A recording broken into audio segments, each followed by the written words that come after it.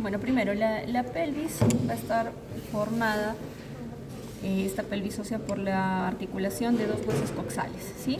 Cada piecita de estas es un hueso coxal que se articulan en la parte anterior a través de la sínfisis del pubis y en la parte posterior con el sacro, ¿sí? En la articulación sacroiliaca. Bien. La sínfisis del pubis, por si acaso, acá hay la presencia de un disco, ¿sí? De un disco de fibrocartílago, así como lo tienen a nivel de las articulaciones intervertebrales, ¿no? Y normalmente esta pelvis no va a ser móvil, salvo por la relaxina que se secreta en las últimas semanas del embarazo, que ayuda un poquito a que se amplíen esos diámetros de la pelvis. ¿Ya? Si no, en el varón no habría necesidad de que se amplíen, ¿no? No va a haber ningún producto que vaya a salir, entonces no hay necesidad de aumentar los diámetros. Eso un poquito desestabiliza la marcha porque se va a aflojar pues la articulación, y también acompañado del peso que tiene que cargar la mujer es lo que le cambia, lo que va a aumentar la base de sustentación cuando camine, ¿no? Una gestante difícilmente van a ver que camine bien derechita, camina un poquito más abierta, ¿ya? Bien, ahora, ¿cómo se forma cada hueso coxal? Van a ser 3 piezas: el ilion, isquion y pubis. Bien, y cada una de esas piezas va a contribuir casi proporcionalmente en la formación de la cavidad donde se articula la cabeza del fémur, que es la cavidad acetabular. Bien. ¿Qué partes vamos a encontrar a nivel del ilion? Primero, una cara interna, ¿sí? Donde se inserta el músculo ilíaco, ¿sí? Un reborde llamado cresta ilíaca que termina hacia adelante en 2 puntitos, ¿sí? Las espinas ilíacas antero superior y anterior superior. Muy bien, ahí son fáciles de reconocer, ¿no? Las de la parte posterior, que en este caso sí se notan bien, tienen la espina ilíaca postero superior y la postero inferior. Y en la cara externa, posterior de esta porción del ilion, tienen a las líneas glúteas, ¿no? Que en algunos casos se nota mejor. 2 superiores y una inferior, ¿sí? Entonces las vamos a buscar acá en relación a las espinas más que todo, ¿no? ¿Ven las espinas? Por acá viene la línea glútea anterior, acá la línea glútea posterior, y aquí debe venir la línea glútea inferior, ¿ya? Bien. En cuanto al isquion, vamos a ver acá que hacia la parte posterior hay un relieve bastante agudo llamado espina ciática o isquiática. Ya, si es el isquion, esa es la espina isquiática o ciática, que me va a delimitar hacia arriba 2 espacios, 2 escotaduras, primero porque estamos viendo el hueso solito. La escotadura ciática mayor arriba, y esto que no es tan pronunciado, escotadura ciática menor. Y ahí nomás palpo esta eminencia que es la tuberosidad isquiática. Cuando ustedes flexionan bien las caderas, se ponen de cuclillas o se sientan, lo que van a palpar ahí, esa parte de huesito, es esto, la tuberosidad isquiática, ¿ya? Y luego seguimos por acá, hay una pequeña porción que contribuye a esta rama, la rama ascendente, muy bien. Y por acá una parte es isquion y una parte es pubis. Entonces en conjunto se llama rama isquiopubiana. ¿Sí? Isquiopúbica, isquiopubiana. Bien, entonces ahora paso acá al pubis, ¿ya? Y en el pubis vamos a ver que hay una rama superior, ¿no? Con unos relieves, ¿sí? Unos rebordes. Uno que vendría a ser, muy bien, o la cresta pectínea, ¿sí? Y la otra que es la cresta obturatriz, ¿ya? Por acá va a estar el músculo obturador externo. Si seguimos a esta cresta, nos vamos a encontrar un bultito acá, ¿no? La eminencia iliopúbica o iliopectínea, porque esta es la cresta pectínea, ¿ya? Y si nos vamos hacia atrás, a nivel del ilion, hay una curva, ¿no es cierto? Una línea que se llama también arqueada, arcuata o iluminada, ¿ya? Hacia adelante, más bien, siguiendo esta crestita, vamos a encontrar otro relieve que vendría a ser el tubérculo del pubis. Muy bien. Ahora, en cuanto a la cavidad acetabular, vemos que hay un reborde, ¿no? Una ceja. que no es continuo, sino que acá se interrumpe por una escotadura acetabular, ¿ya? Y acá hay una zona lisa, a comparación de esta que es más rugosa, donde va a insertarse un ligamento que me va a ayudar a fijar la cabecita del fémur, ¿ya? Un ligamento redondo. Bien.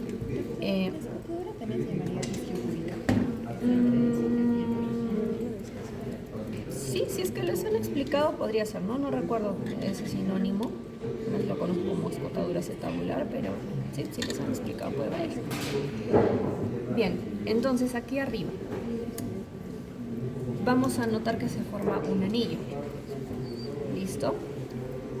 Esto, si bien, miren, hay parte de los huesos coxales acá, ¿no? Diríamos que todo esto es pelvis, pero esta zona todavía tiene que ver con órganos del abdomen, ¿ya? Entonces, de acá, de este reborde... ya, Francito, ya, gracias. Entonces, lo que vamos a ver de acá para arriba, le vamos a llamar pelvis falsa, ¿ya? Porque está más relacionada con abdomen, ¿no? Acá, ¿se acuerdan, no? Viene la función de los músculos rectos abdominales, del piramidal. Entonces, todo esto va a ser la pelvis falsa. Y propiamente a la excavación, a lo que se encuentra acá por debajo de este anillito, de esto que se arma acá, va a ser la pelvis verdadera. Bien, ahora, ¿cuáles son estos anillitos que se van a formar, ¿no? Son los...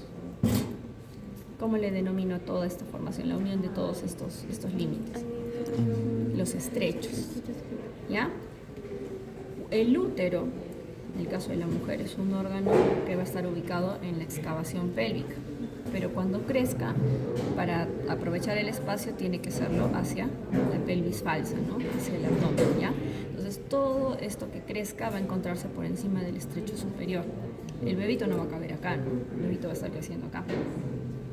Y va a tener que atravesar estas zonas que ya van a tener obstáculos, porque esto es hueso, ¿sí? No es tejido blando que se puede distender como el abdomen, y que por ello va a ser importante que se conozcan a estos diámetros, estas distancias que hay entre ciertos reparos óseos, ¿ya? Este anillito que se forma en la parte superior es llamado estrecho superior. Me separa la pelvis falsa de la pelvis verdadera. ¿Bien? ¿Qué elementos delimitan a este estrecho? En la parte posterior, vamos a ver, ya conocen ustedes al sacro, ¿sí? Y aquí tienen la última lumbar. Está la articulación lumbosacra, ¿sí? Y hacia los lados, ¿cómo se llaman estas extensiones del hueso? Las alas del sacro, muy bien. Entonces yo vengo por acá, alas del sacro, articulación sacroiliaca, línea innominada, cresta, o eminencia, ¿no? Eminencia iliopectínea, cresta pectínea, sínfisis del pubis. Lo mismo de este lado, y con eso ya cerré mi estrecho superior. ¿Bien? ¿Qué diámetros vamos a encontrar, ¿no? Entonces por eso les decía que pongan acá para que ustedes, porque eso lo deberían estudiar ustedes, ubiquen cuáles son esos diámetros. Entonces acá tienen un diámetro primero en el estrecho superior, es este, transverso máximo. Lo que tienen ahí que buscar es las zonas más alejadas de esta línea transversal, ¿ya? Más o menos a esta altura, ¿no? A nivel de las líneas arqueadas. Ese sería su diámetro transverso máximo. Bien. Luego tienen el transverso útil o de Pinart. Se desplazan un poquito más adelante hacia las eminencias iliopectíneas. Ahí tienen el transverso útil. Bien. Los diámetros oblicuos. Bien. Igual. De estas eminencias a la articulación sacroiliaca, ¿ya? Que en el lado izquierdo es un poquito más grande, ¿no? Eso tiene que ver también con por qué el bebé va a adoptar determinada posición en la barriguita. Diámetro promonto suprapúbico. Acá tienen tres, ¿no? Promonto suprapúbico, promonto retropúbico y promonto subpúbico, ¿ya? Uno, conjugado anatómico, conjugado vera, conjugado diagonal. Entonces es ubicar la sínfisis. ¿Y cuál es el promontorio? Es este relieve que se va a formar acá, ¿ya? Entonces, promonto suprapúbico, acá, por encima de la articulación. Promonto retropubiano tiene que llegar acá, porque si lo pongo con el estilete, lo que les estoy marcando es el promonto subpubiano, ¿ya? Acá en la parte posterior al medio sería el retropúbico. ¿Listo? Bien, ahora un estrecho medio, ¿no? Vamos a buscar ahí los diámetros sacro subpubiano y bisiático o bisquiático. Entonces acá tienen sacro subpubiano, tiene que venir acá, y el bisquiático aquí, ya que son diámetros parecidos. Y el estrecho inferior nos dice, ya no es un plano, no es como cuando hemos trazado acá el estrecho superior, todo a la misma altura, igual que acá entre las espinas ciáticas y a esta altura, subpubiano al sacro, están a la misma altura. En cambio aquí abajo son dos triángulos, algo así, uno por acá y otro por acá. ¿Ya? Entonces dice, dos triángulos, ¿dónde está? El ángulo anterior corresponde al borde inferior de la sínfisis, ¿sí? O al angulito que se forma acá. Y en la parte posterior es con el coxis, pero no va trazado así derechito, ¿no? Sino que son dos triangulitos así, ¿ya? Igualito, ¿no? Ahí hay un diámetro coxo subpubiano, hay otro que es el transverso, que más bien va acá entre los dos isquiones, ¿no? O bisquiáticos, ¿ya? El de acá es bisiático y el otro es bisquiático. ¿Bien? Por lo tanto, todo esto forma un canal, ¿listo? Y un canal que va a estar revestido también de músculos, ¿listo? Entonces no es netamente lo que mida de hueso a hueso, sino que hay una parte de músculo que me reduce un poquito esos diámetros, ¿ya? Y son las contracciones del útero las que van a empujar al bebito hasta que salga. Pero la presión también que va a haber de la cabecita a nivel del cuello es la que también va a ayudar en la dilatación, ¿no? O sea, se tiene que acompañar la dilatación con las contracciones del útero, ¿ya? Ahora vienen los planos de Hodge, ¿no? Ya saben ustedes más o menos cómo están los diámetros. Los planos sí son líneas paralelas, ¿ya? Entonces ubican el primer plano de Hodge, como ya conocen el estrecho superior, es el que se encuentra en el extremo superior de la sínfisis, ¿sí? hasta el promontorio. ¿Quién se ubicaba a esta altura? El diámetro promonto suprapúbico, ¿sí?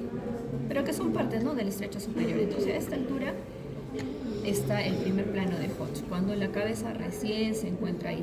Y si uno palpa la barriguita y presiona un poco a este nivel, ustedes pueden presionar su abdomen también acá. ¿Cuántos han hecho cuando han empezado a estudiar anatomía, han dicho, voy a palpar cuál es la sínfisis del pubis? Que yo les decía al inicio, ¿no? Ustedes pueden palpar en sus cuerpos. Entonces acá hay una parte blanda y ustedes pueden sentir ahí la cabecita del bebito. Si está ahí, recién está iniciando el trabajo de parto, ¿ya? La pueden mover. Entonces, en este primer plano de Hodge, yo todavía puedo palpar la presentación, si la cabecita de repente es la parte glútea, si es que es una podálica, pero todavía lo puedo mover. En el segundo plano, igual, paralelo a esta línea, pero dice, desde el borde inferior de la sínfisis púbica, ya por acá, donde estaría cuál conjugado, el promonto subpúbico, ¿no es cierto? Una línea hasta la segunda vértebra del sacro, ¿ya? O sea, hasta acá. ¿Sí? El primero era aquí, el otro paralelo es acá. Tercer plano, dice, ¿no? Igual, paralelo, pero a la altura de las espinas ciáticas, ¿ya? O sea, ubico las espinas y a esa altura está el tercer plano. Y el cuarto vendría acá. Cuando ya está en el cuarto, prácticamente ya está por salirse el bebé, ¿ya? Ahí está profundamente encajado, o sea, no hay forma de empujarlo y volverlo a sacar de la excavación pélvica, ¿ya? Ahora, en la parte posterior es importante señalar,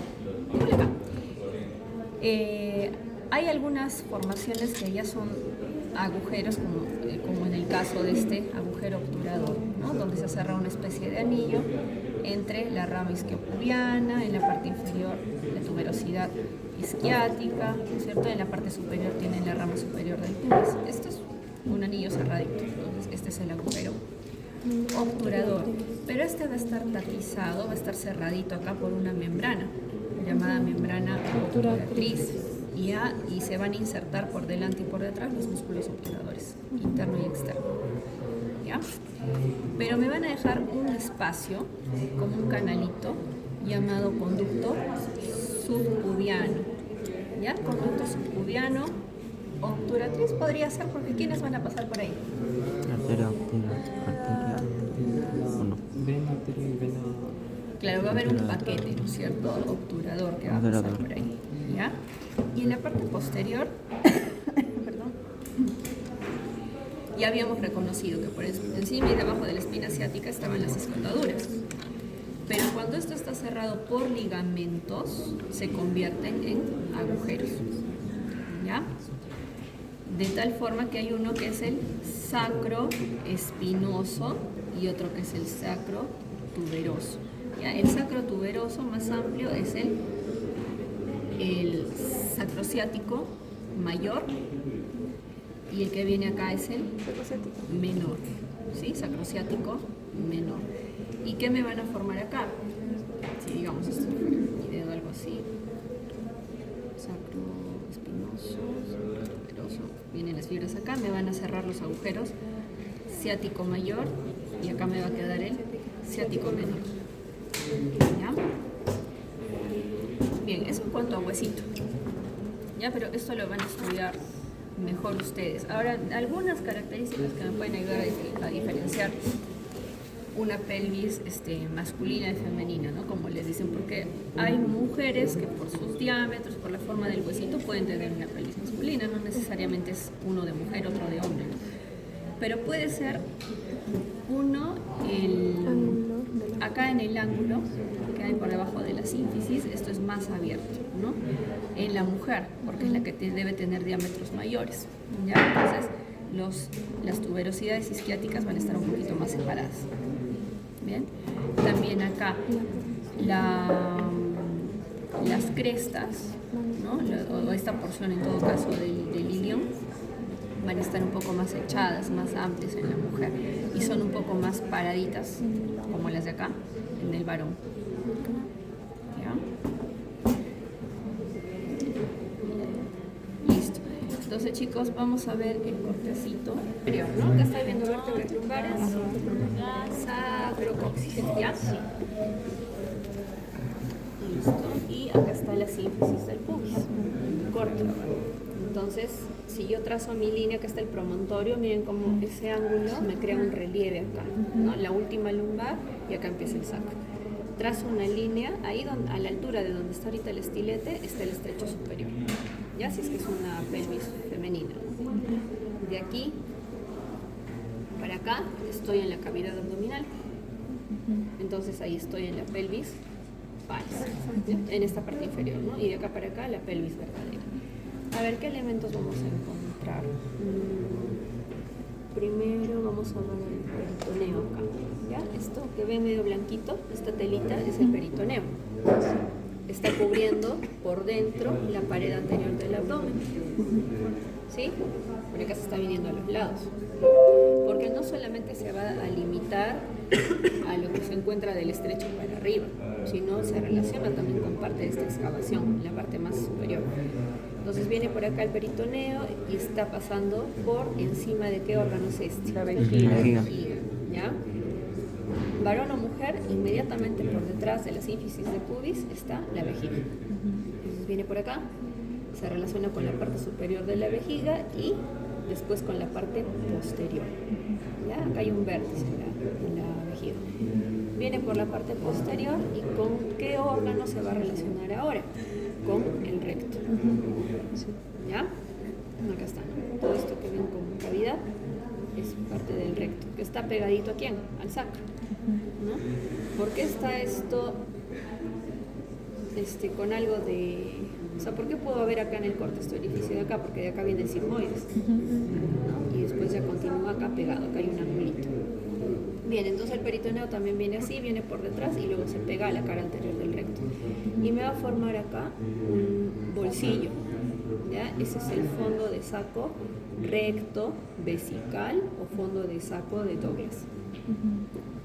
Bien, cuando la vejiga está así evacuada, está vacía, no se forma ningún otro bolsillo, ¿no? Pero cuando la vejiga se llena, digamos que creciera acá, sí aparece acá en la parte anterior, ¿ya? Otro fondo vesical. Luego hay un espacio aquí también, entre la sínfisis y la vejiga, que es el espacio de rectus o prevesical, ¿ya? Donde debe estar, aunque no veo bien aquí, el plexo venoso de Santorini. Bien. Y por detrás de este peritoneo estaría la fascia umbilico prevesical, ¿ya? Ese tejidito, fascia umbilico prevesical, ¿no? Porque si ya sabemos que esta tela es el peritoneo, ¿qué es lo de acá? La fascia umbilico prevesical, ¿ya? Bien, ahora, como ya han visto ustedes retroperitoneo, ya saben que de los riñones bajan dos conductos, ¿verdad? Que son los uréteres. Los uréteres deben llegar a la vejiga por la parte posterior, a este nivel, solo que no lo tenemos disecado acá.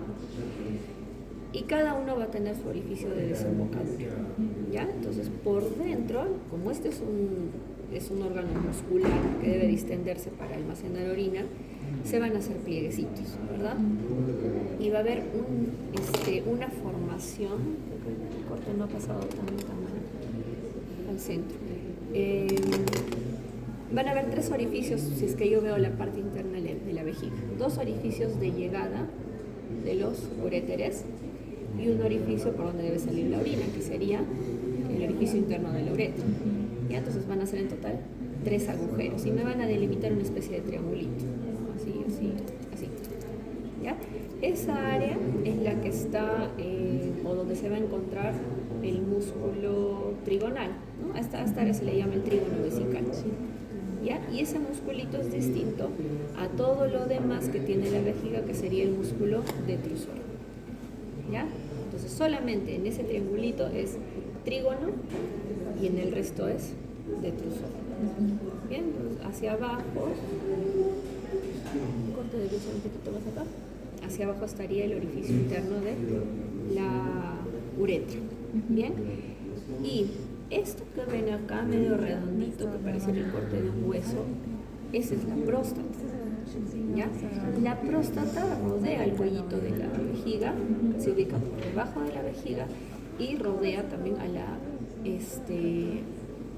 segunda porción sería, ¿no? Porque hay una porción acá vesical de la uretra, esta vendría a ser la segunda, que sería la uretra prostática.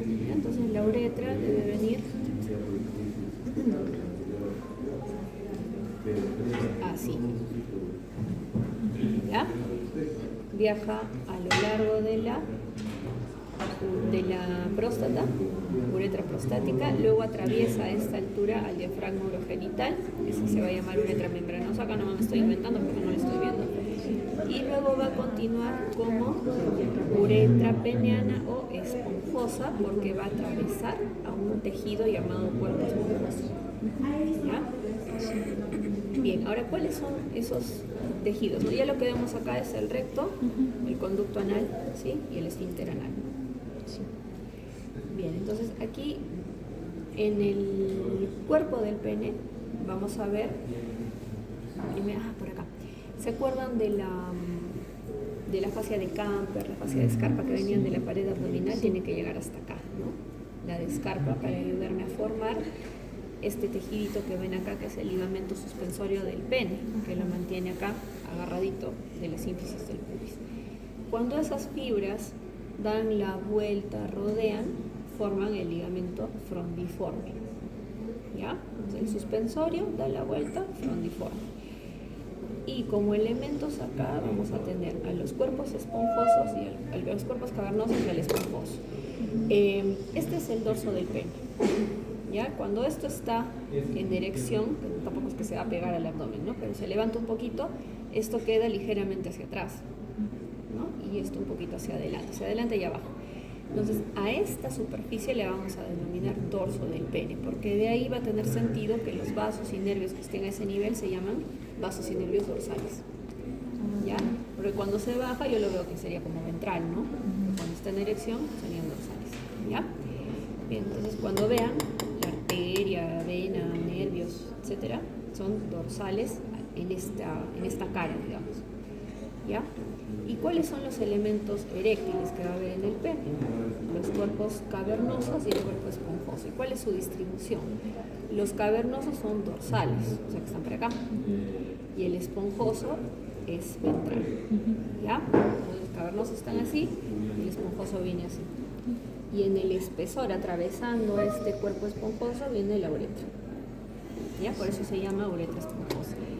¿Y cómo los veo en el corte? Si ya sé que hacia el dorso está el cavernoso, un alfiler que me pongan por acá, por acá, por acá, por acá, está en el cuerpo cavernoso. Y ya cerca, porque no es muy ancho tampoco, cerca a esta partecita, a esta cara, es cuerpo esponjoso. Y a eso que ven como ese tejidito, es cuerpo esponjoso. ¿Ya? No veo bien el proyecto de la uretra, pero el cuerpo esponjoso, y acá está, hacia la parte posterior, estas raíces dilatadas se llaman bulbo cavernoso, bulbo esponjoso, ¿no? Si me fijo bien, esta dilatación es similar a la de acá, del cuerpo esponjoso, entonces ese es al cuerpo cavernoso, ese es bulbo cavernoso, ¿ya? En cuanto al bulbo esponjoso, yo sigo un poquito y el glande, que es esta dilatación, lo que es más distal, digamos, a nivel del cuerpo del pene, es una dilatación del cuerpo esponjoso. ¿Ya? Entonces, así como va a tener su dilatación en la parte posterior, como en este momento acá, la dilatación anterior o distal vendría a ser el glande. ¿Ya? Lo que sí se nota aquí, respecto a vías urinarias, como no hemos visto bien el corte de la uretra, es esto, ¿no? Que es el meato urinario. ¿Ya? Cuando veamos pelvis femenina, vamos a ver que está muy cerquita el meato urinario, del introito de la vagina y del ano también, todo muy cerca. En cambio acá en el varón, el meato está bastante lejos del ano. Por eso es que en quién van a ser más frecuentes las infecciones urinarias, las mujeres, ¿no? Y hay que tener cuidado al hacerse la limpieza, ya desde pequeñitas, enseñarles que debe ser el aseo de atrás hacia adelante, de adelante hacia atrás. Si lo hacemos de atrás hacia adelante, estamos arrastrando gérmenes así, ¿no? Entonces, de adelante hacia atrás. Bien, aunque ahora creo que esto no corresponde, me parece que en la siguiente clase vemos, pero igual. Antes de este meato urinario, a este nivel debe haber una dilatación de la uretra, llamado fosita navicular. ¿Ya? Es como que viene, acá está todo el conductito de la uretra, delgadito, delgadito, delgadito, y a este nivel se ensancha. ¿Ya? Me parece que esta es una parte de esa fosita, pero hay otra preparación donde sí se ve y se puede poner el alfiler ahí. ¿Ya? Fosita navicular y luego ya viene el meato urinario. Y de este lado, ¿qué hay? El cuerpo del pene tiene también un recubrimiento de piel, pero es una piel delgadita, elástica, que es llamada acá el prepucio, ¿no? Entonces, este prepucio debe ser lo suficientemente elástico como para permitir que salga el glande. Bien, normalmente lo recubre. Pero estos, como son órganos eréctiles, se va a distender, entonces también va a retraer la piel. Ahora, acá hay un límite. Esta es la corona del glande, ¿ya? Este reborde, corona del glande. Y justo cerca de la corona se forma un surco. Acá quién viene, ¿cómo se llama la pielcita? Prepucio, ¿no? Entonces, muy bien, ese es el llamado surco balano prepucial. ¿Ya? ¿Por qué es importante reconocerlo? Porque acá se depositan secreciones, ¿ya? Y esas secreciones, si no se limpian, si no se lavan, se pudren, se descomponen. Pero también se asienta acá el virus del papiloma humano, ¿no? Entonces, si este varón tiene relaciones con una chica, ¿no? la chica de repente tenía el virus del papiloma, no se asea, no es cuidadoso, es promiscuo y después va a tener relaciones con su pareja, entonces va llevando el contagio, ¿cierto? El virus. Ya ahora los colegios están aplicando la vacuna, no solamente es para las niñas, sino también para los varones, ¿ya? Pero es importante pues el aseo, ¿no? ¿Ya? ¿Y qué podría suceder acá? Ahí esta pielcita que les decía normalmente recubre, pero debe ser elástica y poderse retraer este nivel, puede ser muy estrecho el orificio acá. No va a estar cerrado, porque si no, imagínense, no miccionaría, o en la primera micción sería que es un globo ahí. Entonces hay una abertura, pero que es muy estrecha del prepucio, y a eso se le llama fimosis. Bien, entonces, ¿qué hacen en esos casos? Cuando son niños chiquititos, y con el aseo, con cuidado, y a veces los mismos niñitos que se agarran, pueden llegar a hacer que esta pielcita sea lo suficientemente elástica, ¿ya? Si no fuera el caso, y para evitar esto de que se acumulen secreciones, porque eso también le puede inflamar, se corta un poquito de esa piel que es redundante. Entonces, si yo, digamos, a ver, que fuera así, ¿no? Esta fuera la pielcita del prepucio, y el orificio es muy estrecho acá, si yo corto un poquito más abajo, el orificio va a ser un poquito más grande, ¿no es cierto? No necesito quitarle todo de la piel del prepucio, solamente un pedacito para que ese orificio, y ya con el ejercicio, permita que esto salga. Cuando les toque dar recomendaciones, nunca debe hacerse a la fuerza, ¿no? Porque esto, si es un orificio estrecho y lo bajan a la fuerza, uno, lo pueden desgarrar, o esto se puede quedar encarcerado ahí, como estrangulado, ¿ya? Y eso les va a traer otros problemas, es una emergencia, no es algo que hay que atender de manera inmediata, ¿ya? Bien, entonces se abre un poquito y recuerden pues que es fimosis, es el término, ¿ya? Cuando es estrecho el agujerito del prepucio. Algo más les iba a decir de esto. En la parte ventral, o vamos a decir inferior acá, el prepucio se mantiene, acá justo hay un poquitito, se mantiene unido, ¿ya? Como un tabique. A eso se le llama frenillo. Justo hay un pedacito acá del frenillo. Porque lo demás veo el surco, pero llego acá, hay un pequeño tope, ese es el frenillo. Bien, luego podemos ver acá la bolsa escrotal, ¿no? Que tiene una piel, aunque no se distingue tan bien acá, pero esta pielcita es más rugosa, más oscura, ¿no? Su color es más fuerte, digamos, respecto al resto de la piel. Y en las bolsas escrotales se encuentran los testículos. A ver si está acá el testículo. Si bien es un espacio, ¿no? La bolsa escrotal, pero por dentro hay un tabique también. No es que los testículos se puedan desplazar de un lado a otro, ¿ya? Hay un pequeño tabique ahí. Ya más adelante vamos a ver cuáles son las capitas que van a ir envolviendo al testículo desde lo más externo que es la piel. Ya, acá creo que ya no podemos ver la llegada del conducto diferente, nada, pero en la parte posterior de la vejiga deben pasar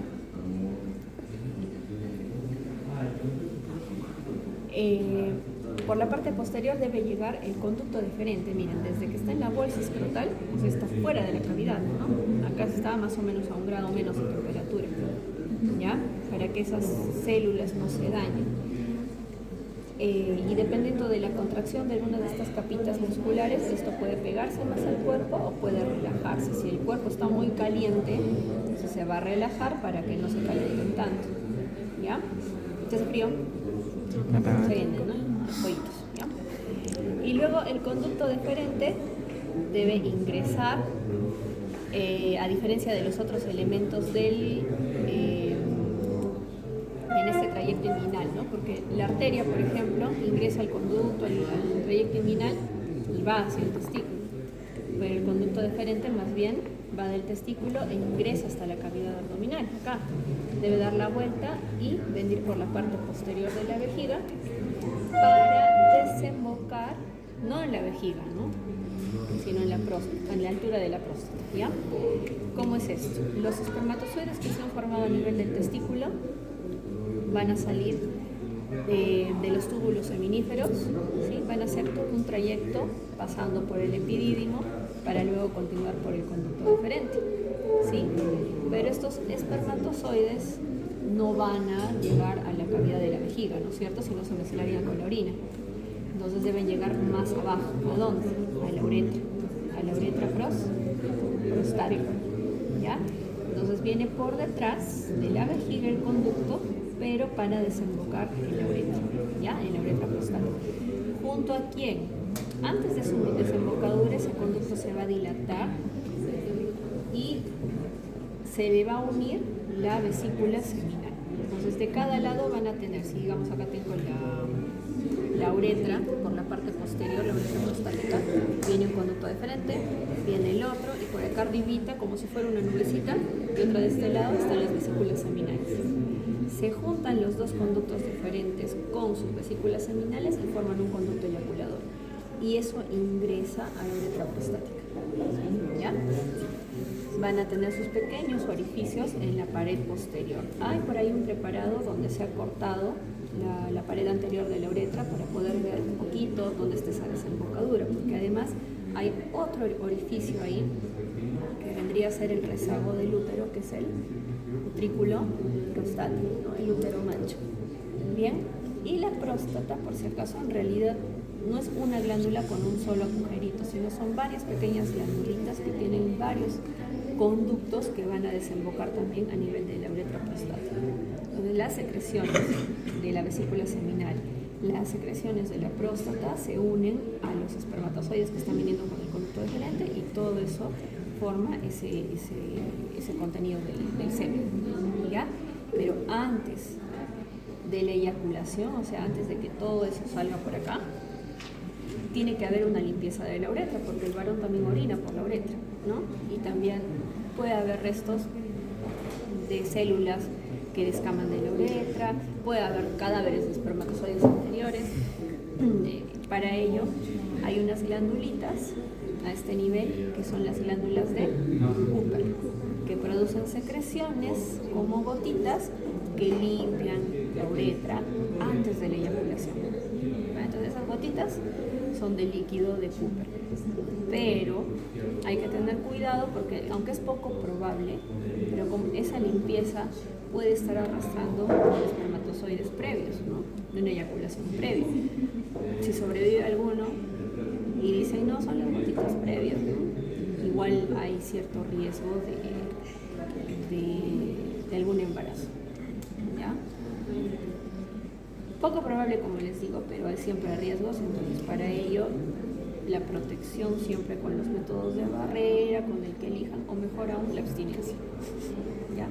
Especialmente si son jóvenes, porque ahí yendo más allá entre mis recomendaciones es que si ustedes todavía están jovencitos, no tienen una pareja estable, ¿no? Por más enamorados que estén, cabe el chance siempre de que esa relación no dure hasta que se casen. ¿Para que se van a arriesgar a tener relaciones? Sí pueden esperar un poquito más, ¿ya? Si son estudiantes de medicina necesitan tiempo para estudiar, no para cambiar pañales, ¿ya? Bien, y para cuidarse ustedes, ¿no? Para cuidar sus cuerpos, por su salud, por lo especial que es, déjenlo para cuando se casen. Bien, entonces chicos, si hay alguna otra preparación donde podamos ver esto del conducto deferente, las vesículas seminales, ya lo vemos la próxima clase, ¿ya? Pero ya son 11:20.